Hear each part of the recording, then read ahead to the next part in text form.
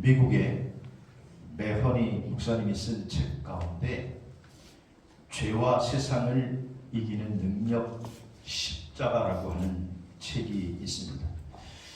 이 책에는 아주 유쾌하고 또 의미심장한 예화가 담겨져 있는데, 앨리스라고 하는 사람이 애완동물을 워낙에 좋아하는데 특별히 앵무새를 좋아해서 앵무새 한 마리를 사러 애완동물 가게에 들어갔습니다. 여러분, 앵무새는 사람 말을 이렇게 흉내를 내잖아요.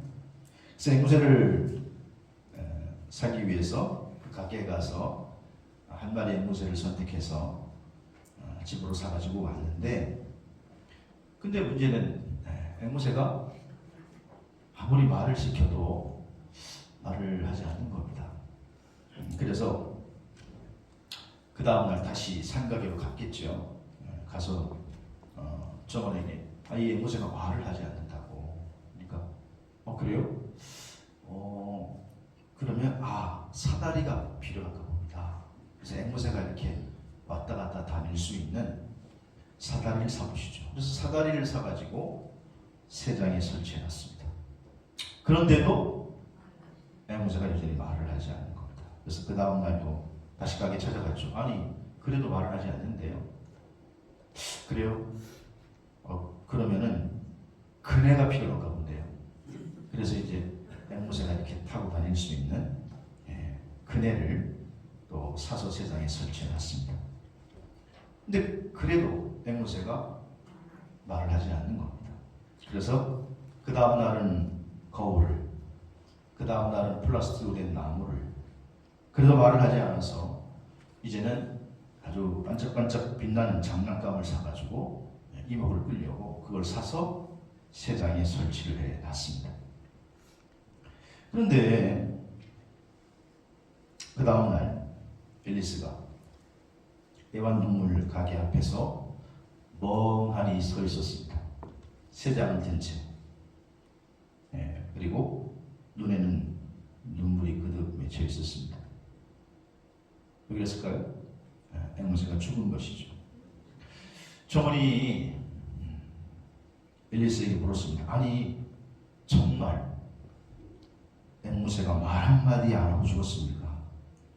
그러자 앨리스가 흐느끼면서 이렇게 말했습니다. 죽기 전에는 딱 한마디 했습니다. 정원이 뭐라 그러던가요? 그러니까 이 앵무새가 그 가게에는 먹는 건 안 파냐? 그렇게 말하고 죽더라는 것입니다. 앵무새 세장에 그네가 무슨 필요가 있고 죽은 다음이야 장난감이 무슨 필요가 있겠습니까? 우리가 오늘 이 땅을 살아가는 가운데 마찬가지입니다. 내가 오늘 죽으면 내가 가지고 있는 재산이 무슨 소용이 있고, 내가 죽었는데 세상의 부귀영화가 그 사람에게 무슨 의미가 있겠습니까? 오늘 그리스도인들에게도 마찬가지입니다. 우리가 이 땅을 살아가면서 만약 영생을 놓쳤다면, 영원한 생명을 잃어버렸다면 이 땅에서 아무리 100년, 200년을 잘 산 게 무슨 의미가 있겠습니까? 사업이 잘 되는 게 무슨 의미가 있고, 자녀들이 출세하는 게 무슨 의미가 있겠습니까? 이 책에서 이 매헌이라고 하는 목사님이 이야기하고 싶은 것은 우리 그리스도인의 삶의 중심은 예수 그리스도의 십자가다. 십자가 없는 그리스도인에게는 생명이 없다는 것입니다. 여러분, 우리 지금 사순절기를 보내고 있습니다. 사순절은 교회 절기로 그리스도의 십자가와 고난의 의미를 묵상하는 아주 중요한 절기 중에 하나입니다. 우리 그리스도인들에게 있어 신앙의 핵심은 예수 그리스도와 십자가, 그리고 그 복음인 줄로 믿으시기를 바랍니다. 오늘 저는 3월 첫째 주일에 이사야서를 본문으로 선택했는데, 이사야서는 사실 아주 긴 말씀이죠. 1장에서부터 66장까지 긴 챕터로 되어 있습니다. 근데 이것을 간단하게 요약하면 새 시대의 상황을 반영하고 있습니다.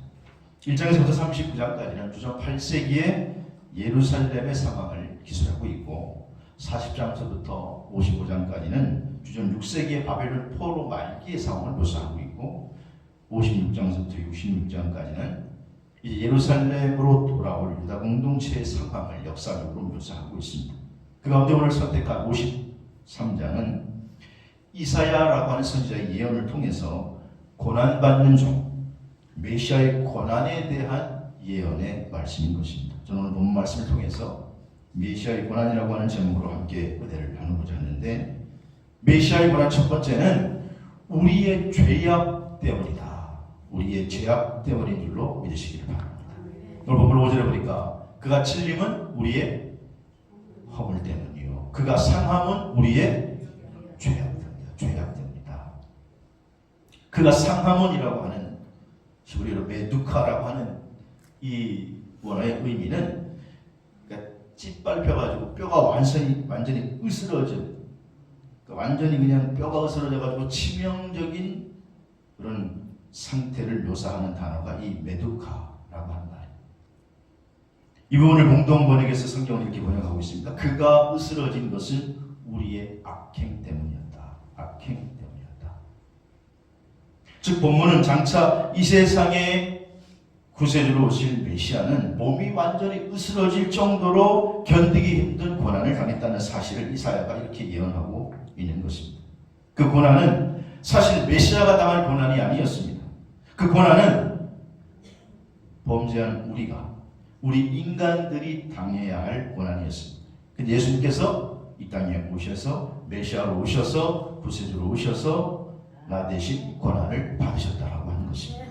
그 부분을 오늘 6절에 이렇게 예언하고 있습니다. 우리는 다 양 같아서 그릇 행하여 자기 제 길로 갔거늘 여호와께서는 그의 모든 죄악을 그에게 담당시켰다. 우리는 다 양 같아가지고 눈이 잘 안 보이니까, 양이 눈이 잘 안 보이거든요. 어디로 가야 할지, 무엇을 쫓아가야 할지 모르니까 그릇 다 제 길로 갔다는 것입니다. 눈이 어두워서 갈 길도 모르고 또 짐승 같아서 마음대로 죄악 가운데 살았는데, 하나님께서는 우리를 구원하시려고 메시아를 땅에 보내셔서 우리의 죄악을 그에게 담당시키셨다. 그러므로 사랑하신 여러분, 메시아의 고난은 우리의 죄악 때문인 줄로 믿으시기 바랍니다. 우리가 여호수아서 6장 7장 말씀을 보면 가나안 정복 전쟁 중에 여리고성과 아이성의 전투에 대한 사건이 기록되어 있는데, 여러분, 여리고성은 철의 웅벽성이라 너무너무 강한 성입니다. 그런데 하나님께서 도우심으로 여호수아와 이스라엘 백성들이 전쟁의 그런 경험도 많지 않음에도 불구하고 그들이 그 여리고성을 점령하고 승리하게 되었습니다. 그리고 그 다음에 아이성은 매우 작은 성이에요. 조그만 성입니다. 그런데 이상하게도 그 전쟁에서 이스라엘은 대패하고 맙니다. 그러니 모든 백성들이, 특히 여호수아가 절망하고 낙심해 있을 때에 하나님께서 그 원인을 여호수아서 7장 10절에서 11절에 이렇게 시작해주고 있어요. 여호와께서 여호수아에게 이르시되 일어나라. 왜 너 이렇게 엎드려 있느냐? 왜 이 전쟁이 실패했는 줄, 패배했는 줄 아느냐? 이스라엘이 범죄하였다라는 것입니다. 너희 이스라엘 중에 범죄한 자가 있다라는 것입니다. 그 범죄 때문에 너희가 승리하지 못했다는 것입니다. 여호수아는 아침에 일찍 일어나서 그래서 온 백성들을 지파별로 다 모이게 하고 제비를 뽑고 그 범인을 찾아 나섰는데, 그 결과 제비 뽑기에서 아간이 뽑히게 되죠.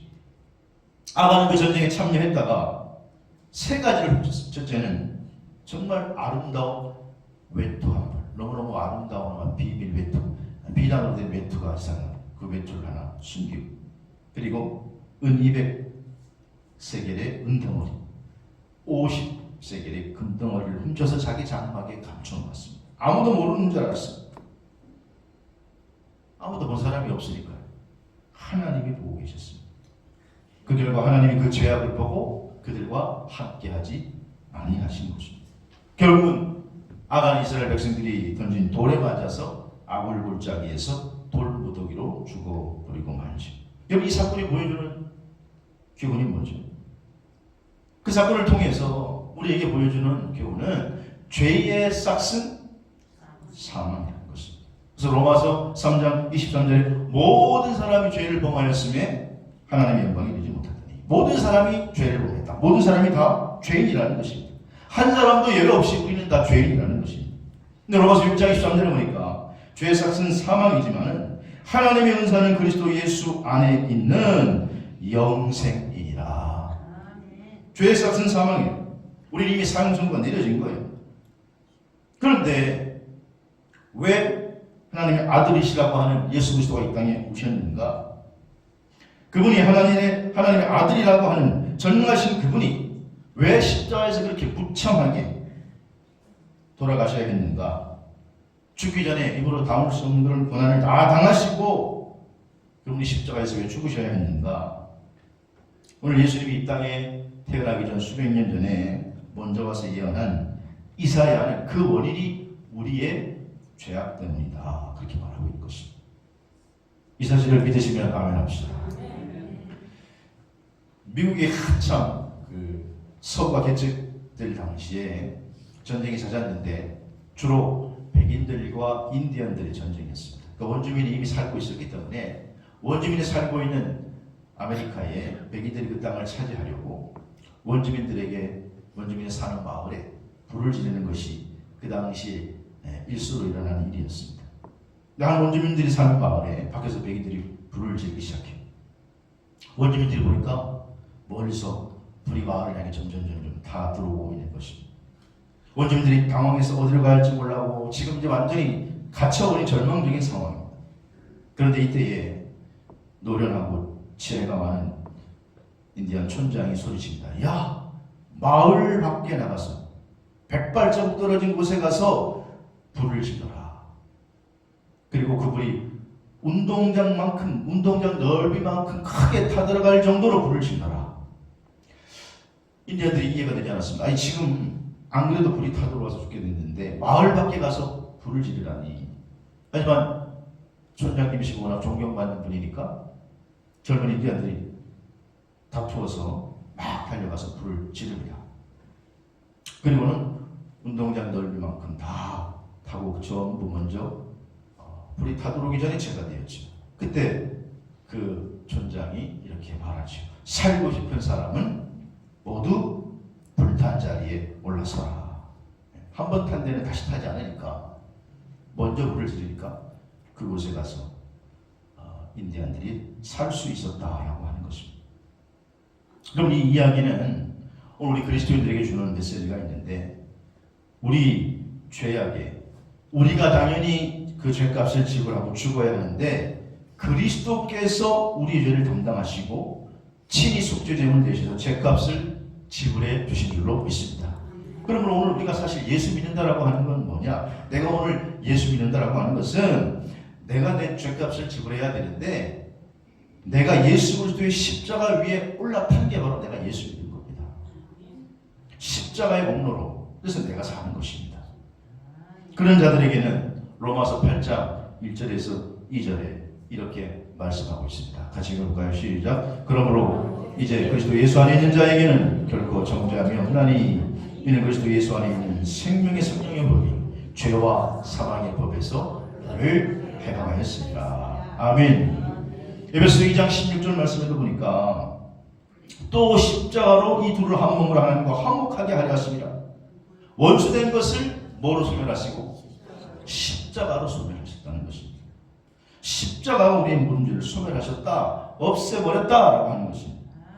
여러분 더 이해하기 쉽게 우리가 생각하면 친구들끼리 어디 가서 이제 밥을 먹어요. 맛있는 걸 먹으러 갔는데 식당에 갔는데 근데 조금 있다가 보니까 내가 아는 존경하는 선생님이 오셔가지고 너희들 밥 먹으러 왔구나. 그리고는 나가시면서 대신 밥값을 내주신 거예요. 너무너무 감사하죠. 그래서 밥 먹고 나갈 때 아유 선생님이 냈는데 또 내가 밥값을 낼 필요가? 여러분 밥값 또 내고 가십니까? 네. 이미 선생님이 내주셨단 말이에요. 더 쉽게 얘기하면 우리의 죄값은 사망인데 주님께서 이 죄값을 다 대신 지불해 주셨다. 그러므로 내가 오늘 구원받는 것은, 내가 하나님의 자녀가 된 것은 행위로 된 것이 아니라 하나님의 선물인 줄로 믿으시기 바랍니다. 이 부분에 대해서 이사야는 수백 년 전에 그가 찔림은 우리의 허물 때문이요 그가 상함은 우리의 죄악 때문이다, 이렇게 말씀하고 있는 것입니다.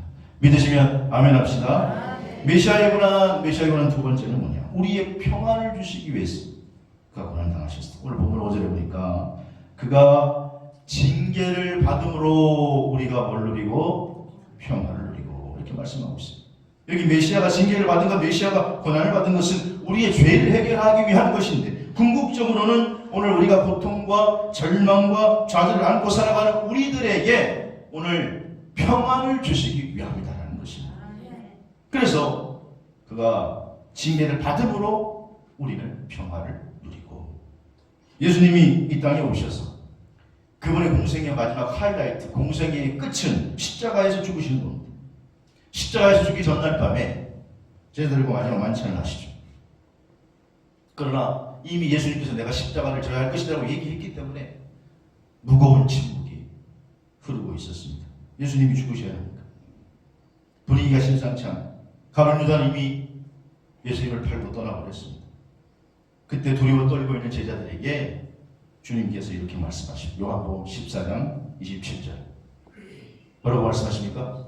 평안을 너희에게 끼치노니 곧 나의 평안을 너희에게 주노라. 내가 너희에게 주는 것은 세상에 주는 것 같이 아니하나니 너희는 마음에 근심하지 말고 두려워하지도 말라.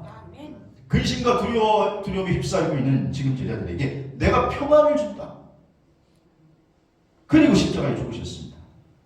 여러분, 당시에 이 십자가의 형은 얼마나 잔인했는지 극악한 아주 사형수에게만 이 십자가의 형을 적용시켰습니다.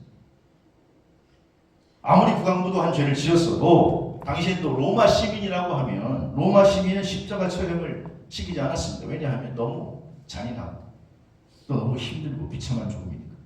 그런데 그 비참한 죽음에 예수님께서 달리신 것입니다. 그리고 3일 만에 부활하셔서 제자들에게 나타나셔서 마태복음 28장 9절에 뭐라고 말씀하시냐? 예수께서 그들을 만나 이르시되 뭐예요? 평안하냐? 평안하냐? 사망 권세를 이기신 주님이 제일 먼저 나타나서 하시는 말씀이 뭐냐? 너희에게 평안이 있을지어다. 사랑하시는 여러분, 우리가 예수 믿고 제일 먼저 우리 마음속에 생기는 변화가 뭐냐? 평안인 줄로 믿으시기 바랍니다. 내가 내 신앙의 잣대를 점검하는 게 뭐 여러 가지 잣대가 있겠지만 그 중에 하나가 뭐냐? 내가 지금 평안하냐는 거예요. 만약 내 안에 계신 성령님과 동행하고 있다면 내 삶에는 여러 가지 불안하고 초조하고 근심, 걱정할 일들이 발생하지만, 그러나 그것을 억누르면서 내가 믿음의 길을 가고 있다면, 성령님과 제대로 동행하고 있다면 평안이 있는 줄로 믿으시기 바랍니다. 그게 없다면 무언가 내 중심으로 잘못된 신앙생활을 하고 있는 거예요. 여러분, 이런 거 느껴보셨어요? 내 삶에 걱정거리가 또 있고 염려거리가 또 발생하고 그래가지고 별로 그냥 기분이 유쾌하지 않고, 그래서 주님 앞에 나와서 주여 주여 기도해요. 그런데 그 문제는 뭐 해결되진 않았어요. 걱정거리는 해결됐다고 어디서 연락이 온 것도 아니에요. 그런데 마음속에 기도하고 나니까 그냥 담대함이 생겨요. 평안함이 넘쳐요. 여러분, 그건 어떤 사인이냐? 내 안에서 나와 함께 하시는 성령님이 나의 기도를 들으시고 알았다, 사인을 주시는 줄로 믿으시기 바랍니다. 그러므로 사랑하는 얼마나 여러분, 메시아에 관한 두 번째, 왜 주님께서 고난당하셨느냐? 우리에게 평안을 주시기 위함인 줄 믿으시기 바랍니다. 우리에게 평안을 주시기 위해서. 오늘 예배에 참석한 여러분, 주님이 그렇게 해주시기 원했던 평안이 여러분의 일생에 넘치게 되기를 주님으로 축복합니다. 모세오경 중에 신명기라고 하는 말씀 있지요. 출애굽의 지도자요 영도자였던 모세의 마지막 설교. 모세는 자기가 이미 가나안 땅에 못 들어갈 줄 알고 출애굽 광야 2세대, 출애굽 가운데 태어난 2세대에게 교훈을 하시기 위해서 주신 말씀이 신명기 말씀입니다. 거기 1장에 보면 모세가 이렇게 말씀해요. 신명기 1장 30절을 보면 너희보다 먼저 가시는 너희 하나님 여호와께서 너희를 위하여 싸우실 것이다. 너희가 가나안 땅을 가야 되는데 너희보다 어떻게 간다고요?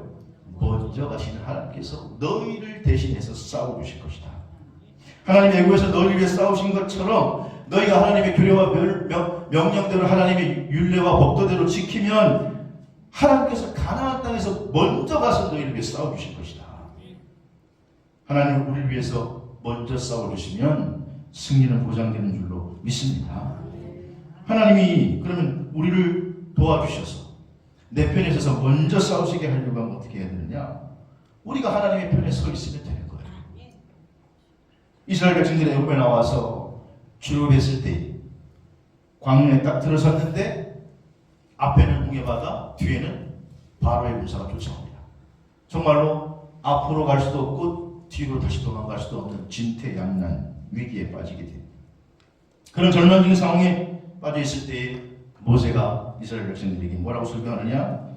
출애굽기 14장 14절에 보니까 여호와께서 누구를 위하여? 너희를 위하여 싸우시니 너희는 가만히 있을지어다. 너희를 위해 싸우시니 너희는 가만히 있으라는 거예요. 그 상황에서 뭐 우리가 어떻게 한다고 그게 어떻게 해결되겠어요? 진정하신 하나님 여호와께서 여러분과 함께 하셔서 여러분을 위해 싸우시는 역사가 여러분 삶에 있게 되기를 주의 이름으로 축복합니다. 이어지는 모세설교 신명기 1장 31절 말씀해 보니까 광야에서 너희가 당하였거니와 사람이 자기 아들을 아는 것 같이 너희 하나님 여호와께서 너희가 걸어온 길에서 너희를 아느사 이곳까지 이르게 하셨느니라. 하나님께서 어떻게 우리를 안아주신다. 부모가 자녀를 안듯이 보호하기 위해서 뭐가 막 쫓아오면, 걔가 막 쫓아오면 무서워서 그때 자녀가 벌떡 안는 것처럼 마찬가지로 하나님 너희 인생을 안으셨고 여기까지 안으셨다. 앞으로도 하나님께서 안아주실 줄로 믿으시기를 바랍니다. 우리가 때때로 어렸을 때 자녀들에게 그런 질문 여러분 해보시잖아요. 네? 자녀들 앉혀놓고 이제 막 말 배웠을 때 먼저 묻는 질문이 뭐예요? 특히 아빠들 아빠가 좋아? 엄마가 좋아? 대답은 뻔할 줄 알면서도 남자들이 바보같이 아빠가 좋아? 엄마가 좋아? 그렇게 물어본다고요. 대답은 거의 100%예요. 애들은 엄마가 좋다 그러죠. 그러면 그거 듣고도 괜히 섭섭하잖아요. 철없는 애가 얘기했는데도 아빠가 좋아 말 듣고 싶어가지고 그렇게 시키는데 엄마가 좋아. 근데 여러분 그 아이가 대답하는 그 말이 정말 엄마를 더 사랑하고 아빠를 덜 사랑해서 그러는 게 아니고 또 그렇게 실제로 사랑한다고 해도 그 아이의 사랑과 부모의 사랑이 비교가 되겠습니까? 부모는 그 아이를 위해서 목숨도 바칠 수가 있는 것이죠. 여러분 내가 사랑하는 건 겨우 해봤자 이 세상 중심이에요. 그러나 하나님이 나를 사랑하는 것은 이 세상 중심이 아니라 영원한 것 좀 믿으시기 바랍니다. 영원히 영생하고 하나님이 우리를 사랑하셔서 우리는 영원히 구원받는 자녀가 되게 하기 위해서 이 땅에 친히 오셔서 십자가의 길을 걸어가시고 나를 구원해 주신 줄로 믿으시기 바랍니다. 그래서 그 주님이 십자가에서 6시간 고통당하시고 마지막에 하신 말씀이 뭐냐? 요한복음 19장 30절에 보면 예수께서 신포도주를 받으신 후에 이르시되 다 십자가 위에서 마지막 하신 말씀은 뭐예요? 다 이루었다. 다 이루었다. 아니 세상에서 가장 비참하게 죽으신 분이 뭐 극악한 그냥 사형수가 아니면 십자가 처형하지도 않는데 그래서 그냥 가장 처참하게 돌아가신 그분이 다 이루었다. 말이 됩니까? 원문에 보면 이게 다 이루었다라고 하는 건 테텔라타이 그리고 돌아가셨거든요. 그 테텔라타이라고 하는 뜻은 뭐냐? 다 갚았다라는 거예요. 다 갚았다. 나 이제 다 갚았다. 영수증이라는 뜻이에요. 영수증. 난 다 줬다. 다 갚았다. 뭘 다 갚았어요? 죄의 값은 사망인데 나의 죄값을 우리의 죄값을 주님께서 다 갚아주신 줄로 믿으시기 바랍니다. 그러므로 메시아이고는 두 번째는 죄의 짐에 찌들려 고통 중에 있는 백성들에게 평안을 주시기 위해서 고난당하셨다. 그러므로 그분이 주신 참 평안이 여러분에게 넘치게 되기를 주님으로 축원합니다.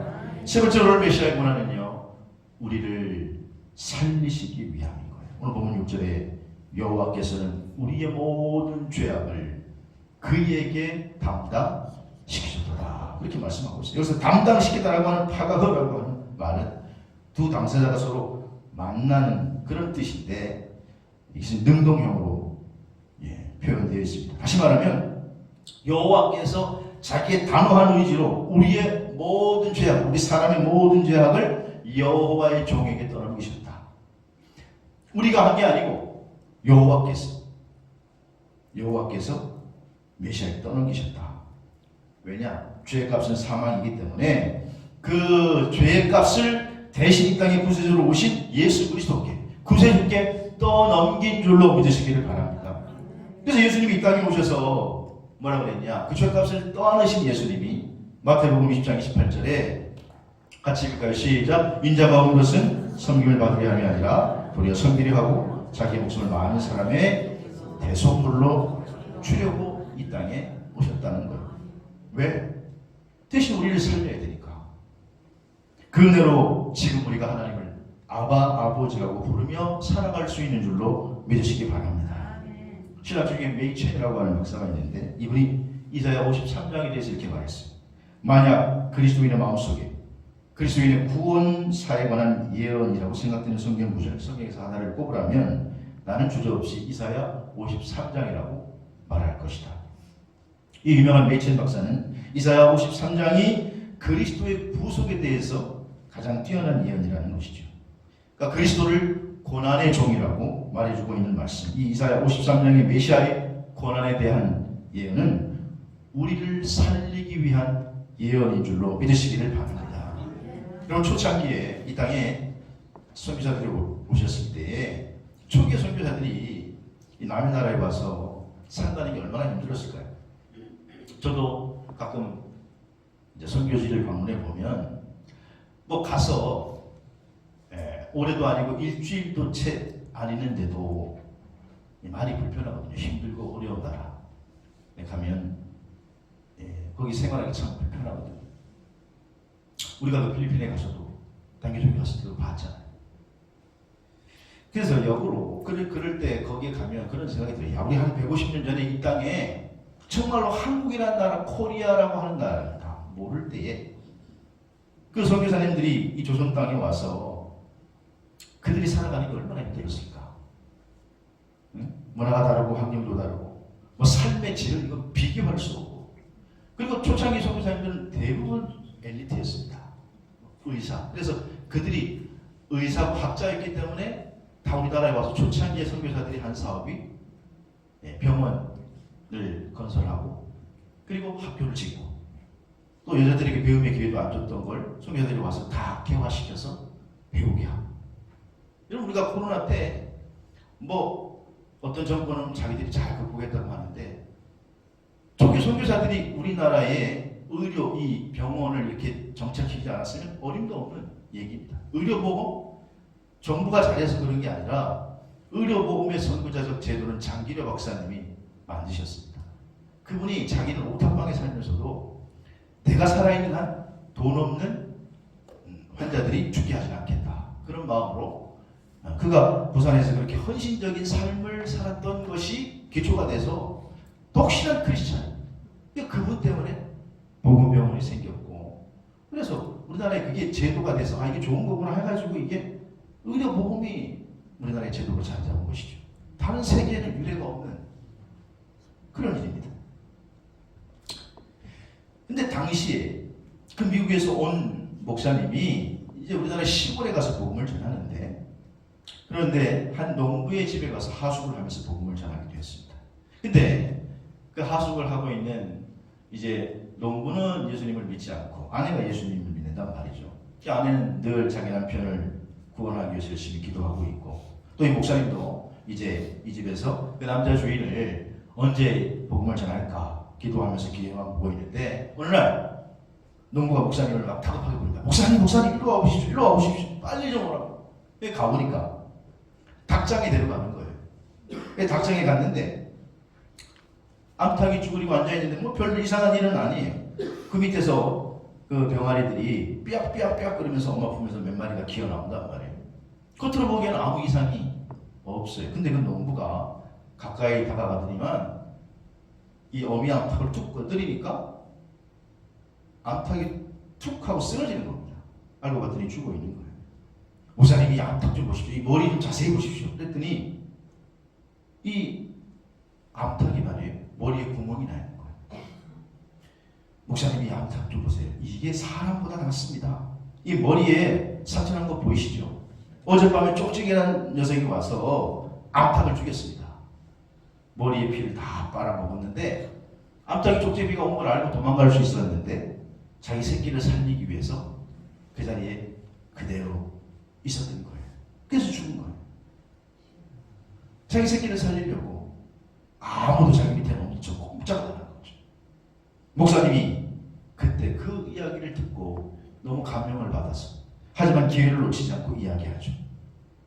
바로 그겁니다. 예수님께서 하나님의 아들이신 그분께서 왜 이 땅에 오셔야 했는가? 왜 와서 죽으신 줄 압니까? 왜 그분이 죄 없으신 분이 십자가에 죽으신 줄 압니까? 이것이 십자가의 의미이고 이 십자가가 기독교의 가장 핵심적인 진리인데 그분은 안 죽을 수 있는데 나를 위해서 그대로 비참하게 십자가에서 죽으셨습니다. 그렇게 설명했다는 거예요. 사랑하신 얼마나 가족 여러분, 우리 주님께서 우리를 살리시기 위해서 우리에게 영생을 주시기 위해서 이 땅에 오셔서 고난을 당하신 줄로 믿으시기 바랍니다. 우리는 감히 하나님을 아버지라고 부를 수 없는 우리 인간, 내 힘과 의지와 노력이 아니라 주님 안에서 우리는 하나님을 아버지라고 부를 수 있게 된 줄로 믿으시기 바랍니다. 그래서 우리는 아바 아버지라고 부르는 거예요. 그러나 우리 그리스도인에게 있어서 죽음을 뛰어넘는 영생이 우리에게 주어진 줄로 믿으시기 바랍니다. 그러므로 우리 그리스도인들에게 있어서 죽음은 뭐냐? 죽음은 그저 하나의 과정에 불과해요. 마치 이거예요. 여러분 오늘 오실 때도 아직까지 두툼한 옷을 입고 오신 분도 꽤 있는데 날씨가 따뜻해지면 여름이 되면 두툼한 옷을 입으라고 해도 입을 사람 아무도 없겠죠. 여러분 죽음이라고 하는 것은 육체의 옷을 벗고 이제는 두툼한 옷을 벗고 하나님이 준비한 가벼운 깃털 같은 영혼의 옷을 입고 영원한 하나님의 나라에 들어가는 줄로 믿으시기 바랍니다. 오늘 사순절 둘째 주일 우리가 이 땅에 메시아로 오신 예수 그리스도의 고난, 그 고난을 생각하면서 그분이 정치적인 상황에 밀려서 비참하게 십자가에서 죽으신 것이 아니라 이 땅에 메시아로 오시기 수백 년 전에 미리 지금 이사야의 예언을 하신 말씀이 오늘 본문의 말씀인데 그 예언은 뭐냐? 메시아가 고난당한 이유는 우리의 죄악 때문이다. 메시아가 고난당한 이유는 우리에게 평안을 주시기 위함이다. 그리고 우리를 살리시기 위함인 줄로 믿으시기 바랍니다. 그리고 그 은혜 안에서 여러분에게 참된 평안, 참된 영생을 얻는 저와 여러분이 되시기를 주의 이름으로 축원합니다.